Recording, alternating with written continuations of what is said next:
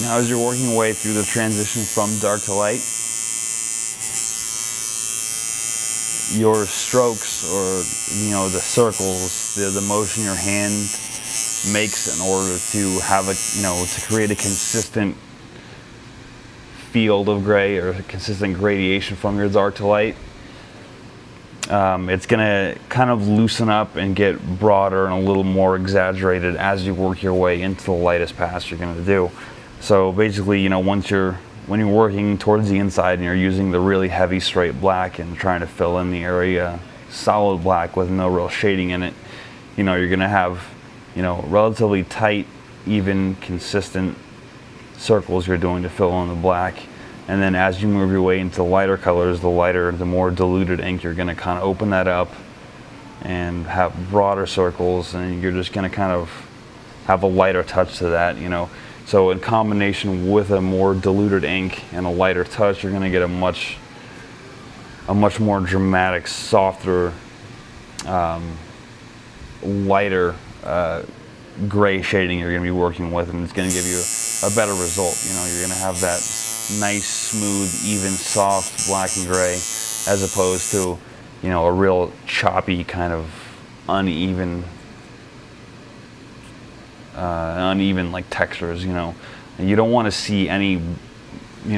quote unquote brush strokes when you're done with it. You want to see just a nice kind of fuzzy, smooth, washed out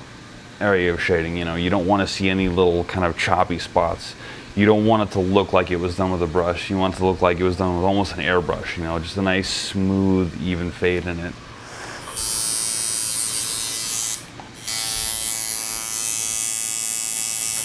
And although it can be a little difficult to keep track of all the variables you are putting into the equation,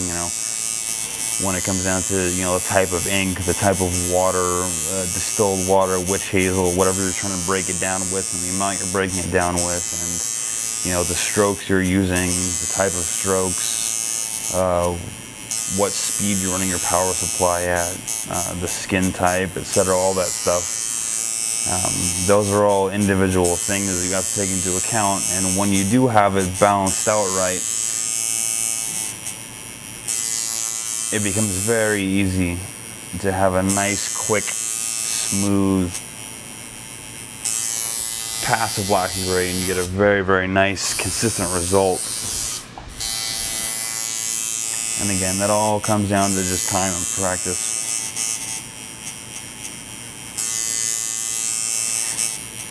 And also,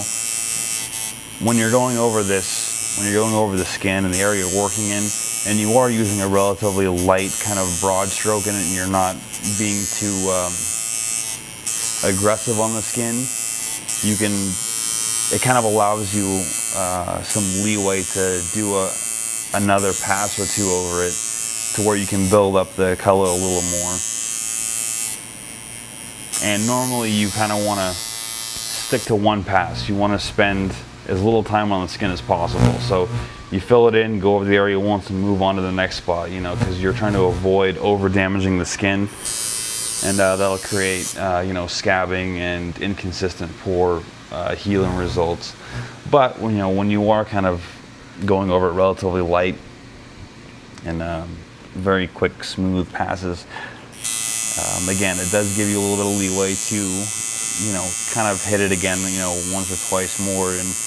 build up the shading a little more without over damaging the skin. And again, that all just comes back to giving you a smoother, more consistent black and gray.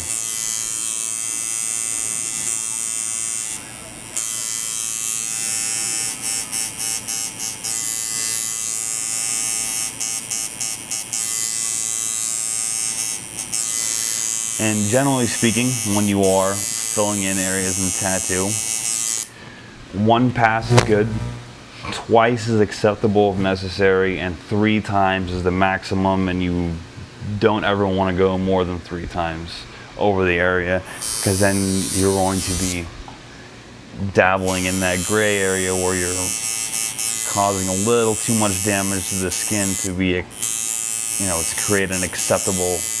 healing situation for the tattoo.